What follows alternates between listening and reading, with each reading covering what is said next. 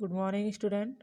आप सबको विशेषण चैप्टर पढ़ाया जा रहा था, जिसमें आपका विशेषण की परिभाषा और विशेषण के कितने भेद होते हैं ये सब बताया गया है। तो विशेषण की परिभाषा वह होती है जो शब्द संज्ञा या सर्वनाम शब्द की विशेषता बताता है, वो विशेषण होता है। विशेषण के 4 भेद होते हैं।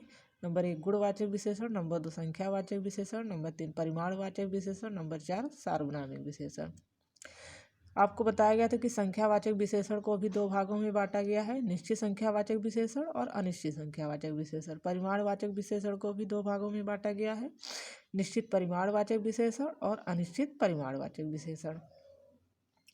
अब आज हम लोग जानेंगे कि गुणवाचक विशेषण को डिटेल में और संख्यावाचक विशेषण को, परिमाणवाचक विशेषण को और सार्वनामिक विशेषण को। गुणवाचक विशेषण कहाँ होता है, संख्यावाचक विशेषण कहाँ होता है, परिमाणवाचक विशेषण कहाँ होता है और सार्वनामिक विशेषण कहाँ होता है। गुणवाचक विशेषण जो होता है वो संज्ञा या सर्वनाम के गुण, दोष, रंग, अवस्था, स्पर्श, स्थिति आदि के आधार पर विशेषता बताने वाले शब्दों को गुणवाचक विशेषण कहते हैं। मतलब संज्ञा या सर्वनाम के गुण, दोष, रंग, अवस्था, स्पर्श, स्थिति आदि के कारण जो विशेषता बताए जाते हैं, जो शब्द, वो गुणवाचक विशेषण में आते हैं। जैसे आपका दिया है यहाँ पे गुण, दोष, रंग, रूप, अवस्था, आकार, स्वाद, गंध, श्रवण, स्थान, दिशा, ऐसे शब्द जो आते हों। गुण में जैसे आपका सच्चा, झूठा, दयालु, सरल, सहज, योग्य, ईमानदार, बेईमान, चतुर, चालाक, मतलब ये सब। जैसे वह सच्चा है, वह झूठा है, वह दयालु है, वह सरल है, सहज है। तो ऐसे शब्द जहाँ पे लगाए जाते हैं, संज्ञा सर्वनाम की विशेषता बताने वाले शब्द, वो आपके गुणवाचक विशेषण में आते हैं। फिर या उनके दोषों को बताया जाए या उनके रंग रूप को बताया जाए, वह काला है, पीला है, गेहुआ है, नीला, हरा है, लाल है, जो भी कोई चीज़ बताया जाए तो रंग रूप के आधार पे। अवस्था में भी बुढ़ापा, जैसे बचपन, जवानी, कमजोर, रोगी, बीमार आदि। स्वाद में खट्टा, मीठा, कसैला, तीखा, वह जो है कड़वा, नमकीन है। तो इस तरह से जो बताया जाता है, संज्ञा सर्वनाम की विशेषता बताने वाले शब्द होते हैं। तो इतने जो आएंगे आपके, वो गुणवाचक विशेषण में आएंगे। संख्यावाचक विशेषण में क्या होता है, संख्यावाचक विशेषण को 2 भागों में बांटा गया, एक निश्चित संख्यावाचक विशेषण, दूसरा अनिश्चित संख्यावाचक विशेषण। निश्चित संख्यावाचक विशेषण वे होते हैं जो निश्चित संख्या का बोध कराते हैं। वे विशेषण शब्द जो किसी संज्ञा या सर्वनाम की संख्या की निश्चितता प्रकट करते हैं। ठीक है, मतलब संज्ञा सर्वनाम शब्द हो और वो निश्चित हो कि वह कितने हैं। तो जैसे 1 दर्जन केले, 20 छात्र, तीसरा घर। तो इसमें मतलब जो गणना में आए, आवृत्त में आए, प्रत्येकवाचक में आए, क्रम में आए, समुदायवाचक में आए, जो गिनती में आए, जिनको हम गिन सकें, वो क्या होगा, आपका निश्चित संख्यावाचक विशेषण होगा। अनिश्चित संख्यावाचक में जहाँ संख्या ना दे करके वहाँ पे कुछ, कितना, ये सब आए कि मतलब अनिश्चितता का बोध कराए, जो निश्चित ना हो, वहाँ पे अनिश्चित संख्यावाचक विशेषण होता है। जैसे यहाँ पे दिया है, वे विशेषण शब्द जो किसी संज्ञा या सर्वनाम की संख्या अनिश्चितता प्रकट करते हैं, वे अनिश्चित संख्यावाचक विशेषण कहलाते हैं।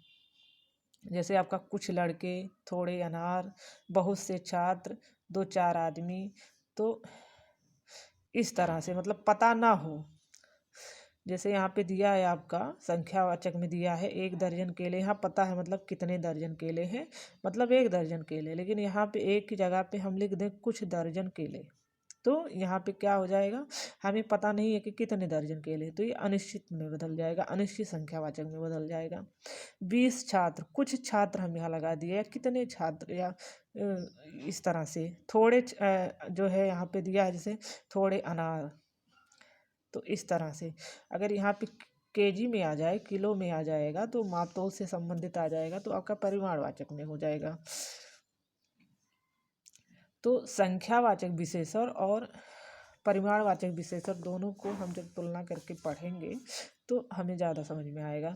जैसे निश्चित संख्यावाचक विशेषण में लिखते हैं गणना से संबंधित हो, आवृत्ति से संबंधित हो, इस तरह से। तो 1 दर्जन के लिए 20 छात्र, तीसरा घर। लेकिन यहाँ पे फिर यहाँ पे जब परिमाणवाचक विशेषण जब हम पढ़ेंगे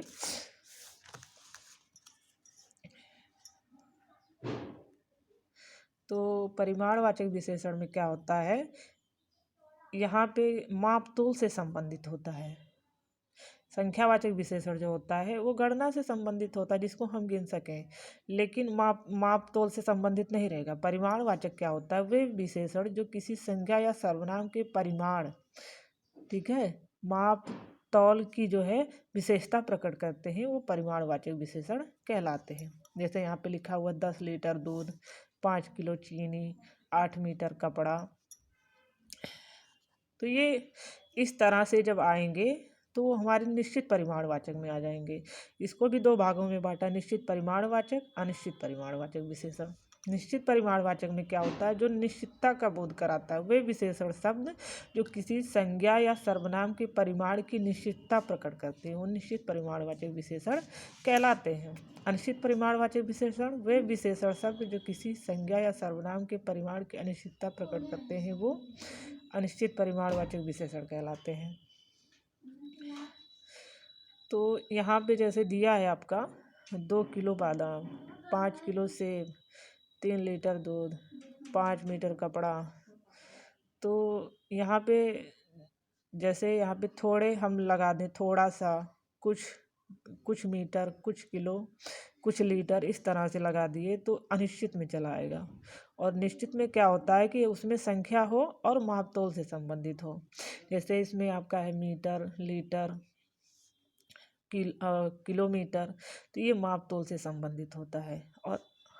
और आपका जो यहाँ पे संख्यावाचक विशेषण में पढ़ाया गया था, ये गिनने से संबंधित होता है। यहाँ पे जैसे दिया है आपका 1 दर्जन केले, 20 छात्र, तीसरा घर। तो यहाँ पे हम अगर दर्जन केले दिया है तो इसको हम गिन सकते हैं कि 1 दर्जन में कितने होते हैं, 12 होते हैं। इसको हम मापते नहीं हैं, इसको हम गिन सकते हैं, हमें पता है। तो इसमें 12 केले होते हैं तो इसको हम गिन सकते हैं। 20 छात्र को हम गिन सकते हैं। तीसरा घर, इसको हम गिन सकते हैं। लड़के अगर कुछ लड़के हैं तो लड़के हैं, ये मुझे पता नहीं है ये, लेकिन ये गिनने से संबंधित होता है, इसीलिए अनिश्चित संख्यावाचक होता है। परिमाणवाचक विशेषण में यहाँ पे जैसे 10 लीटर दूध है तो लीटर क्या होता है, मापा जाता है। यहाँ भी 10 की संख्या आएगी। 10 दर्जन जो है, 10 दर्जन केले या 10 लीटर दूध, दोनों में यही अंतर है। 10 दर्जन मतलब जो है, आप 1 दर्जन में 12 होते हैं तो 10 का हम गिन लेंगे, लेकिन यहाँ पे 10 लीटर दूध है, ये माप तोल से संबंधित है। 5 किलो चीनी है तो ये किलो यानी माप तोल से संबंधित है। 8 मीटर, ये भी मीटर भी मापा ही जाता है, तो ये भी जो है माप तोल से संबंधित है, इसीलिए परिमाणवाचक है। निश्चित परिमाणवाचक में है। लेकिन यहीं पे हाँ, अगर हम यहाँ पे लिख दें कि कुछ लीटर दूध, कुछ किलो चीनी और कुछ मीटर कपड़ा, तो यहाँ पे क्या हो जाएगा, आपका अनिश्चित परिमाणवाचक विशेषण हो जाएगा। तो निश्चित परिमाणवाचक और अनिश्चित परिमाणवाचक, निश्चित संख्यावाचक और अनिश्चित संख्यावाचक। तो निश्चित संख्यावाचक और निश्चित परिमाणवाचक दोनों में यही अंतर है कि जब दोनों में संख्या आए, लेकिन ये गिनने से संबंधित अगर आता है, इसको हम गिन सकते हैं कि 10 आदमी गिन लें। ऐसे अब जैसे 10 आदमी हुआ, 20 छात्र हुए, 10 घर हुआ, तो ये सब हम गिन सकते हैं। लेकिन वहीं से संबंधित अगर 10 मीटर कपड़ा, 20 किलो चावल, 5 लीटर दूध, इस तरह से आ रहे हैं संख्या लगा करके, संख्या इसमें भी आएगा, लेकिन अगर माप तोल से संबंधित आ रहा है तो परिमाण में चला जाएगा, और गिनने से संबंधित आएगा तो वो आपका संख्यावाचक विशेषण में चला आएगा। और दोनों में अगर संख्याएं नहीं लगी हुई है, वहाँ पे हमें पता नहीं है कितनी संख्या है, तो वो अगर गिनने से संबंधित आएगा तो अनिश्चित संख्यावाचक हो जाएगा। और गिनने से नहीं, मापतोल से संबंधित आएगा, जैसे कुछ मीटर कपड़ा, कुछ किलो चावल, थोड़ा सा दूध, तो इस तरह से आता है तो वो आपका अनिश्चित परिमाणवाचक में हो जाएगा। अब हम देखते हैं कि सार्वनामिक विशेषण क्या होता है। गुणवाचक विशेषण आपको समझ में आया कि गुणवाचक विशेषण जो होता है संज्ञा या सर्वनाम के गुण, दोष, रंग, अवस्था, स्पर्श आदि स्थिति के आधार पर जो विशेषता बताते हैं वो गुणवाचक विशेषण होता है। और संख्यावाचक विशेषण और परिमाणवाचक विशेषण भी अच्छे से समझा दिए हैं। अब आपका चौथा नंबर जो आपका है सार्वनामिक विशेषण है। वे सर्वनाम शब्द जो संज्ञा से पूर्व जुड़ करके, सर्वनाम शब्द आपको पता ही है सर्वनाम शब्द क्या है। मैं, तुम, आप, वाह, या, वाह और हम, ये सब सर्वनाम शब्द आते हैं कोई कुछ इस तरह से। तो कह रहा है कि वे सर्वनाम शब्द जो संज्ञा से पूर्व जुड़कर उसकी ओर संकेत करते हैं सार्वनामिक विशेषण कहलाते हैं। जैसे यह मेरी कलम, वह घोड़ा अच्छा है, मतलब घोड़ा शब्द यहाँ पे और कलम शब्द क्या है, संज्ञा है, और इसके पहले सर्वनाम शब्द लगा हुआ है और संकेत भी कर रहा है, तो इसीलिए यह क्या हो जाएगा आपका सार्वनामिक विशेषण हो जाएगा। अगला हम देखते हैं तुलना, विशेषणों की तुलना। तुलना के दृष्टिकोण से विशेषणों की 3 अवस्थाएं होती हैं। पहला है आपका मूलावस्था, दूसरा है उत्तरावस्था और तीसरा है आपका उत्तमावस्था। मूलावस्था में क्या होता है कि जब किसी संज्ञा या सर्वनाम के गुण दोषों के विशेषण के माध्यम से प्रकट किया जाता है। कह रहा है कि जब किसी संज्ञा हो या सर्वनाम हो उसके गुण दोष के विशेषण के माध्यम से जब हम प्रकट करते हैं तो वह विशेषण की मूलावस्था होती है। जैसे राम श्रेष्ठ है बालक है, सीता सुंदर बालिका है। तो यहाँ पे सुंदर शब्द जो है और श्रेष्ठ शब्द क्या कर रहा है, राम की विशेषता बता रहा है, सीता की सुंदर शब्द क्या बता रही है, विशेषता बता रही है। तो इसीलिए यहाँ पे क्या है, उसके गुण दोष बता रहा है कि कैसे हैं, मतलब वो श्रेष्ठ है, सुंदर है। तो ऐसे जब शब्द आते हैं, ऐसे शब्दों की जब विशेषता बताई जाती है तो वहाँ पे मूल अवस्था होती है। जब दो वस्तुओं, व्यक्तियों अथवा प्राणियों में तुलना स्थापित की जाए तो वहाँ विशेषण की उत्तरावस्था होती है, उत्तरावस्था होती है। ठीक है, कह रहा है उत्तरावस्था वहाँ होती है जब दो वस्तुओं, व्यक्तियों तथा प्राणियों में तुलना स्थापित की जाए तो वहाँ विशेषण की उत्तरावस्था होती है। तो यहाँ पे जैसे तुलना किया गया, भेड़िया कुत्ते से अधिक शक्तिशाली होता है, पुराने गीत नए गीतों से बेहतर है। तो एक दूसरे से जब तुलना की जाए जहाँ पे दो वस्तुओं, व्यक्तियों तथा प्राणियों में, तो वहाँ पे उत्तरावस्था होती है। उत्तमावस्था वहाँ होती है, इस अवस्था में किसी व्यक्ति, वस्तु या प्राणी को सबसे अच्छा या बुरा बताया जाता है। ठीक है, कि उत्तमावस्था में या तो सबसे अच्छा हो या क्या हो, बुरा हो बताया जाता है। लक्ष्मी कक्षा की सबसे कमज़ोर छात्रा है, मतलब आप हिंदी में भी पढ़े होंगे कि अच्छा, अधिक अच्छा और सबसे अच्छा। तो इस तरह से तो जो सबसे अच्छा वाला जो होता है वो उत्तमावस्था में होता है। लक्ष्मी कक्षा की सबसे कमज़ोर छात्रा है, सचिन तेंदुलकर सर्वश्रेष्ठ बल्लेबाज है, इस तरह से।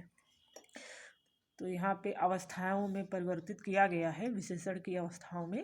पहला है मूलावस्था, दूसरा है उत्तरावस्था और तीसरा है उत्तमावस्था। तो अधिक का मूलावस्था अधिक है और इसको हम उत्तरावस्था में जब परिवर्तित करेंगे तो अधिकतर हो जाएगा।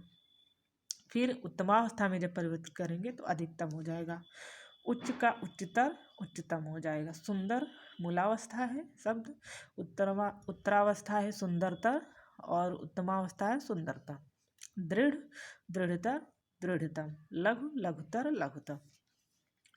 तो ऐसे दिए हुए हैं उच्च, उच्चतर, उच्चतम, श्रेष्ठ का श्रेष्ठतर, श्रेष्ठतम। ये आपकी मूलावस्था में प्रयोग की जाएगी, कोई भी वाक्य होगा जब। और फिर अगर ये वाक्य अगर प्रयोग हुए हैं तो आपका मूलावस्था हो जाएगा। और अगर श्रेष्ठतर वाक्य शब्द जो है, श्रेष्ठ शब्द अगर प्रयोग किए गए हैं तो आपका जो वाक्य में, तो आपका क्या हो जाएगा, मूलावस्था हो जाएगा। और श्रेष्ठता तर शब्द जब प्रयोग किए जाएंगे तो वाक्य में वो आपका उत्तरावस्था हो जाएगा। और श्रेष्ठतम शब्द जब वाक्य में प्रयोग किए जाएंगे तो ये आपका उत्तमावस्था हो जाएगा। तो ये मूलावस्था, उत्तरावस्था और उत्तमावस्था आपको बताया गया है कि संज्ञा सर्वनाम के गुण देश के विशेषण के माध्यम से प्रकट किया जाता है तो हम आपका मूलावस्था होता है। और जब दो व्यक्तियों, वस्तुओं, प्राणियों में तुलना की जाती है तो वहाँ उत्तरावस्था होती है। और उत्तमावस्था में जब सबसे अच्छा और सबसे बुरा बताया जाता है तो वहाँ उत्तमावस्था होती है। फिर अगला है आपका उद्देश्य विशेषण एवं विधेय विशेषण। उद्देश्य विशेषण जब विशेषण शब्दों का प्रयोग विशेष के पहले किया जाए। विशेषण और विशेष क्या होता है? विशेष जो होता है, जैसे विशेषण की परिभाषा है संज्ञा या सर्वनाम शब्द की विशेषता बताने वाले शब्द विशेषण होते हैं। तो जो संज्ञा सर्वनाम शब्द होता है और विशेषता जो शब्द बताता है वो विशेषण हो जाता है, लेकिन जो संज्ञा सर्वनाम शब्द होता है वो विशेष होता है। तो यहाँ कह रहा है उद्देश्य विशेषण जब विशेषण शब्दों का प्रयोग विशेष के पहले किया जाए तो उद्देश्य विशेषण होता है। मतलब विशेष के संज्ञा या सर्वनाम शब्द के पहले विशेषण का प्रयोग किया जाए तो वहाँ पे क्या हो जाएगा? उद्देश्य विशेषण हो जाएगा। जैसे आपका यहाँ पे दिया हुआ है घोड़ा, काला काला घोड़ा, तो ये घोड़ा शब्द क्या है? संज्ञा है और उसके पहले यहाँ काला शब्द लगाया गया है, तो इसीलिए ये विशेषण शब्द है काला। इसीलिए यहाँ पे क्या हो गया आपका? उद्देश्य विशेषण। उद्देश्य विशेषण वही होता है जहाँ संज्ञा के पहले विशेषण शब्द लगाया गया हो, वहाँ उद्देश्य विशेषण होगा। फिर सुंदर लड़की, यहाँ भी जो है सुंदर शब्द विशेषण है और लड़की बाद में लिखा हुआ है संज्ञा, तो इसीलिए यहाँ उद्देश्य विशेषण। विधेय होता है जब विशेषण शब्दों का प्रयोग विशेष के बाद में किया जाए तो उसे विधेय कहते हैं। मतलब विशेषण शब्द संज्ञा सर्वनाम के पहले लगे तो उद्देश्य विशेषण, और विशेषण शब्द संज्ञा सर्वनाम के बाद में लगे तो क्या हो जाएगा आपका? विधेय विशेषण। जैसे दूध गर्म है, फल मीठे हैं, तो दूध यहाँ पे गर्म है तो गर्म शब्द क्या है? विशेषण है। मीठे शब्द क्या है? विशेषण है, और ये बाद में लगा हुआ है, तो इसीलिए क्या है आपका? विधेय विशेषण है। अगला है आपका विशेषण शब्दों की रचना।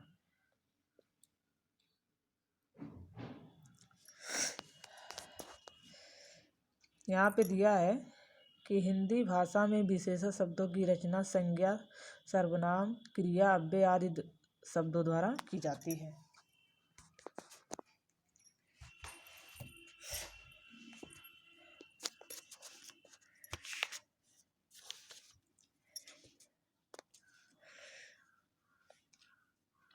विशेषण शब्दों की रचना तो संज्ञा द्वारा जब हम विशेषण में बदलते हैं, संज्ञा से जब संज्ञा शब्द हो और उसको विशेषण में बनाया जाए, तो लूट, दुलार, बस, मामा, तो लूट का लुटेरा हो जाएगा, दुलार का दुलारा, बस का वार्षिक, मामा का ममेरा। यहाँ भी संज्ञा शब्द है आपका सांप का सपेरा, शहर का शहरी, नाटक का नाटकीय। संज्ञा से विशेषण शब्द बनाना तो ऐसे बनते हैं।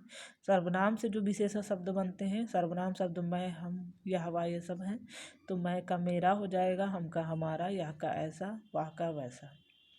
क्रिया द्वारा जब बनाएंगे, क्रिया शब्द जो होता है जब यहाँ कार्य किया जाता है, जो शब्द जिसमें क्रिया हो, तो उड़ना एक क्रिया शब्द है, लड़ना क्रिया शब्द है, पढ़ना क्रिया शब्द है, ये सब क्रिया शब्द है। तो उड़ना का उड़ाकू, लड़ना का लड़ाकू, तो ये सब हो जाएगा क्रिया द्वारा जब विशेषण बनाएंगे।